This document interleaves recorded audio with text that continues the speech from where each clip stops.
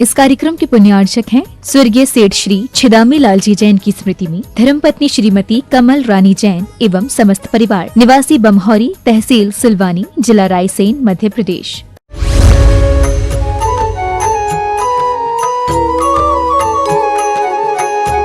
प्रश्नोत्तर रत्न मालिका में 6वें नंबर का श्लोक प्रारंभ किया जा रहा है। आचार्य महाराज ने पुनः एक प्रश्न उठाया है, किम संसारे सारम, संसार में सार क्या है।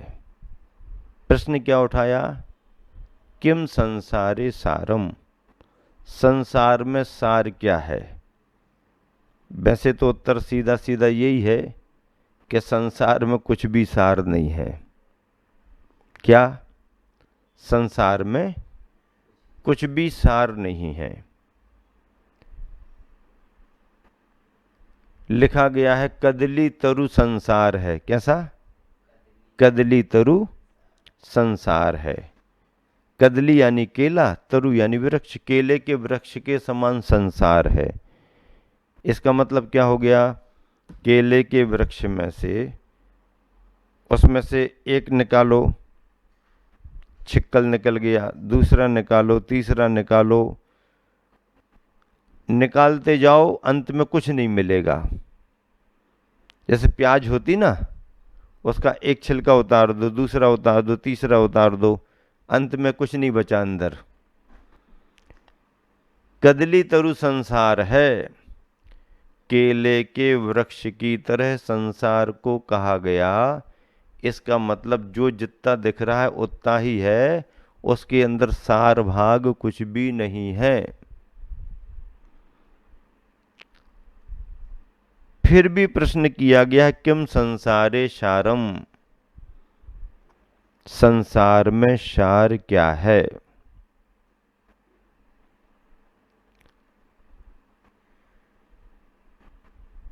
उत्तर दिया गया, बहुसोपी विचिंतमान मिदमेव मनुजेषु दृष्ट तत्वम स्वपरहिता योद्यतम जन्म। बार बार बार बार बार बार विचार करने पर यही प्रतीत होता है। आचार्य महाराज क्या कह रहे हैं कि इस प्रश्न पर बार बार विचार करने पर, किस प्रश्न पर, किम संसारे सारम, किम संसारे सारम, किम संसारे सारम, किम संसारे सारम, बार बार विचार करो तो बार बार विचार करने पर यही प्रतीत होता है।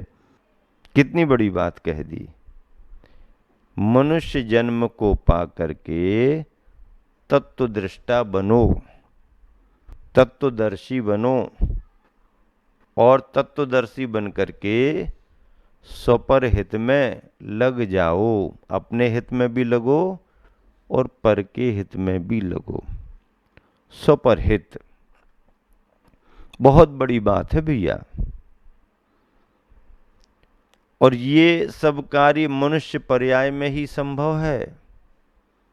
देखो, पशु पक्षी की स्थिति अलग है।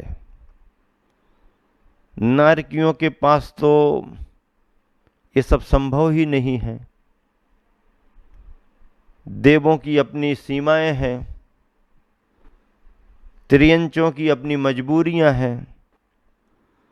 त्रियंच या तो विचार ही नहीं कर पाता उतना, और अगर विचार कर भी ले तो अपने विचारों को मूर्त रूप नहीं दे पाता है, साधन नहीं है। कैसे करेगा वो? मनुष्य एक ऐसा प्राणी है जो विचार ना करे तो ना भी करे, और विचार करे तो जितना विचार करे उतने विचारों को मूर्त रूप भी दे सकता है। अपने विचारों को मूर्त रूप दे सकता है, बनाने के रूप में भी और मिटाने के रूप में भी। क्या? बनाने के रूप में भी और मिटाने के रूप में भी। मनुष्य एक सुंदर बिल्डिंग बना भी सकता है और बनी बनाई सुंदर बिल्डिंग को ब्लास्ट भी कर सकता है। इसका मतलब सृजन और विध्वंस दोनों करने की शक्तियां मनुष्य के पास है। तिर्यंच पशु पक्षियों ने मानवता पर बहुत बड़ा उपकार नहीं किया तो बहुत बड़ा अपकार भी नहीं किया। इंसान ने बड़े बड़े उपकार किए हैं तो बड़े बड़े अपकार भी किए हैं। धरती पर जानवर पशु पक्षी कोई आतंकवादी नहीं बने। क्या धरती पर आज तक कोई पशु पक्षी आतंकवादी नहीं बने, लेकिन ये इंसान आतंकवादी भी बन रहा है। तो धरती पर रहने वाले पशु पक्षी संत महात्मा भी नहीं बने, तो धरती पर रहने वाला ये इंसान संत महात्मा भी बन रहा और परमात्मा भी बन रहा है। इसीलिए मनुष्य जो चाहे वो कर सकता है। पक्षियों ने अपने रहने के लिए तो स्थान बना लिए, लेकिन दूसरों के बारे में कुछ नहीं कर पाया। अपना पेट तो भर लिया, लेकिन दूसरों के पेट के बारे में ज्यादा नहीं सोच पाया। मनुष्य ने अपने रहने को तो स्थान बनाए ही बनाए, अपने परमात्मा को विराजमान करने के लिए मंदिर भी बनाए। देखो, ये मनुष्य की ही खूबी है, विशेषता। अपने रहने को तो इसने मकान, भवन, हवेलियां बनाई सो बनाई, लेकिन अपने आराध्य परमात्मा को विराजमान करने के लिए इसने मंदिर भी बनाए।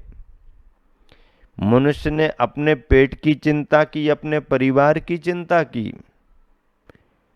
लेकिन जिन्होंने अपने पेट की चिंता छोड़ दी, ऐसे संत, साधु, यति मुनियों के आहार की भी इसने चिंता की।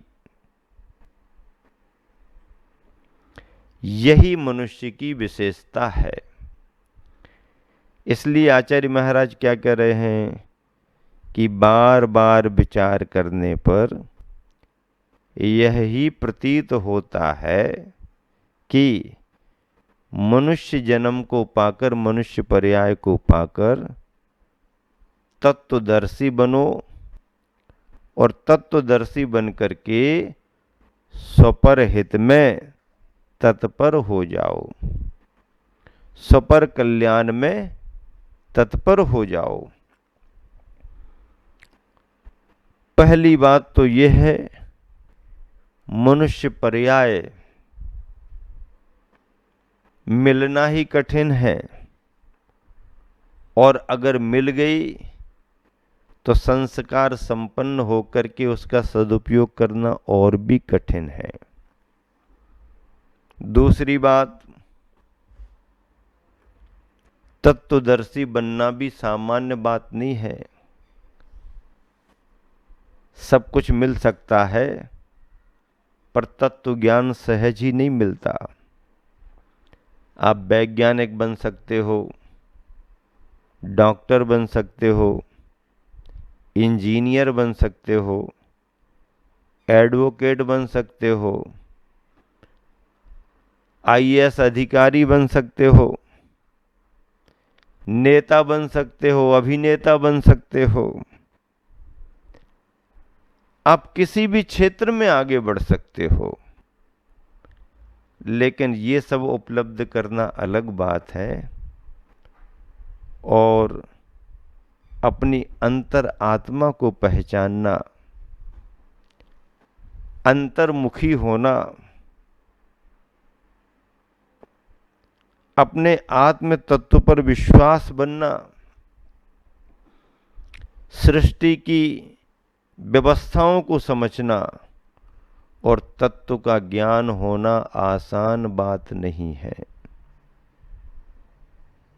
तत्वदर्शी होकर के फिर स्वपर कल्याण में लगना तो और ही बहुत आगे की बात है। संसार स्वार्थी होता है, मौका मिले तो अपनी अपनी सोचता है, दूसरे की सोचता ही नहीं है। कल्प वृक्ष लगे तो अपने घर पर ही लग जाए, अमृत की वर्षा हो तो अपने आंगन में ही हो जाए,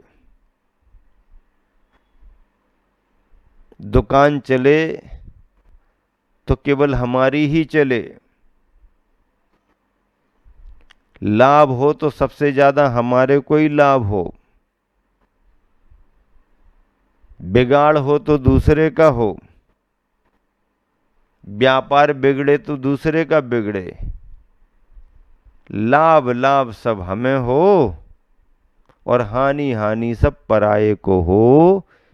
दुनिया इस स्वार्थ में रची पची है। संसारी स्वार्थी होता है, धर्मात्मा स्वार्थी नहीं होता। धर्मात्मा स्वार्थी नहीं होता। अगर दूसरे का भला नहीं भी कर पाएगा तो दूसरे के बिगाड़ के बारे में नहीं सोचेगा, सोचेगा तो अच्छा ही, और उसके अच्छे सोचने का परिणाम उसका तो भला होता ही होता है। इसीलिए संसारी प्राणियों की यहां पर चर्चा नहीं चल रही, यहां तो परमार्थ से जुड़े हुए धर्मात्मा लोगों की चर्चा चल रही। स्वपर कल्याण में तत्पर होना संसार का सार है। संसार का सार क्या है? किम संसारे सारम, मनुष्य जन्म को पाकर तत्वदर्शी बनकर के स्वपर कल्याण में तत्पर होना, यही संसार का सार है। अब कहीं भी चले जाओ, सार की बात तो केवल यही रहेगी कि स्वपर कल्याण में लगो, अपना कल्याण तो करो ही करो, दूसरे के कल्याण के बारे में भी विचार करो। स्वपर कल्याण की चर्चा चल रही भैया। हाँ, अपना कल्याण तो करो ही करो, लेकिन दूसरे का भी कल्याण हो ऐसी भावना रखो और ऐसा कुछ कार्य भी करो।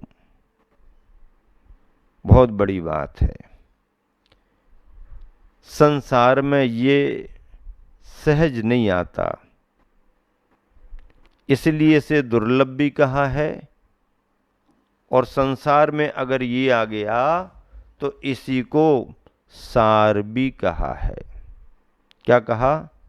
सार। और सार के बिना सब असार है। सार है तो सब कुछ ठीक ठाक है, और सार नहीं है तो सब असार असार बेकार है।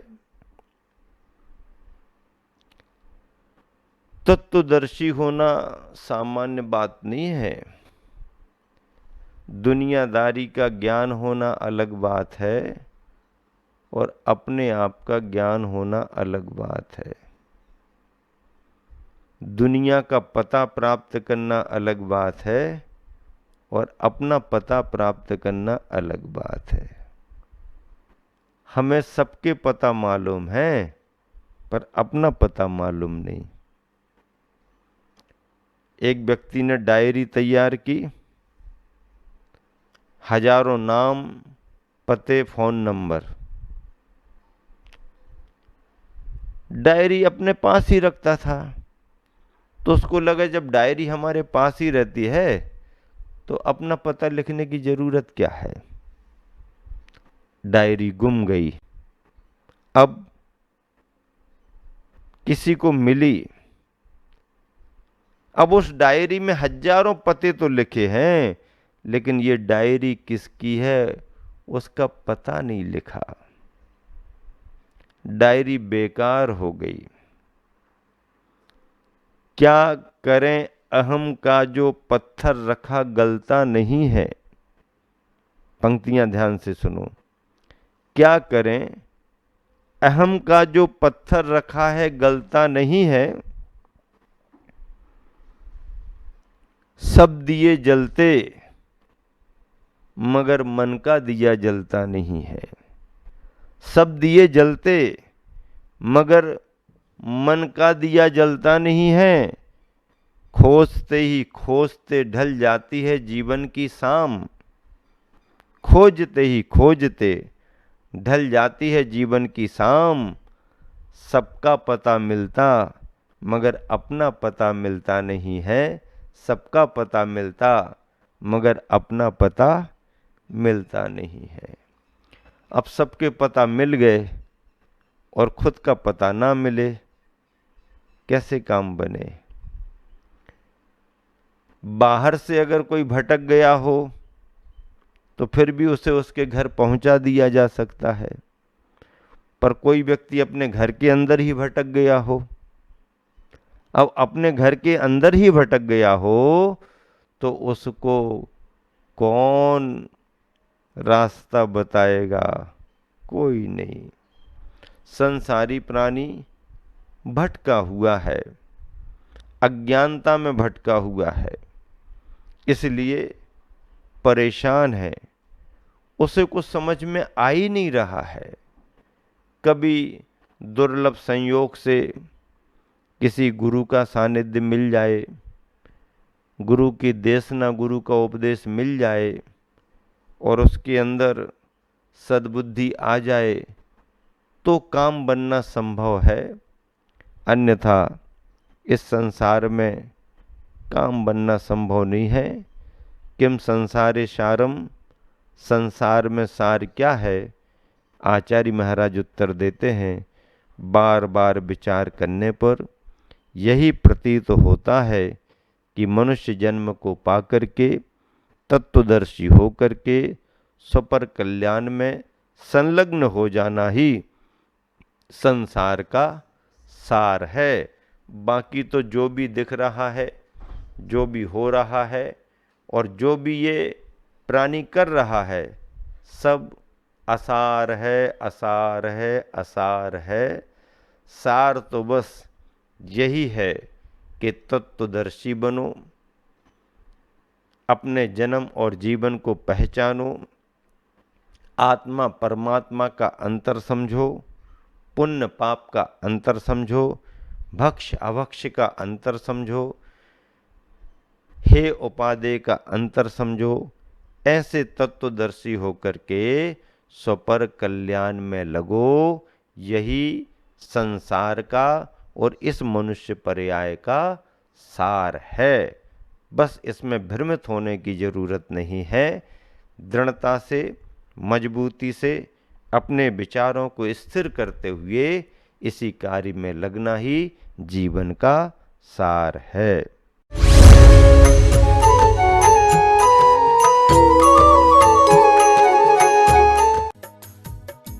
इस कार्यक्रम के पुण्यार्चक थे स्वर्गीय सेठ श्री छिदामी लाल जी जैन की स्मृति में धर्मपत्नी श्रीमती कमल रानी जैन एवं समस्त परिवार, निवासी बमहौरी, तहसील सिलवानी, जिला रायसेन, मध्य प्रदेश।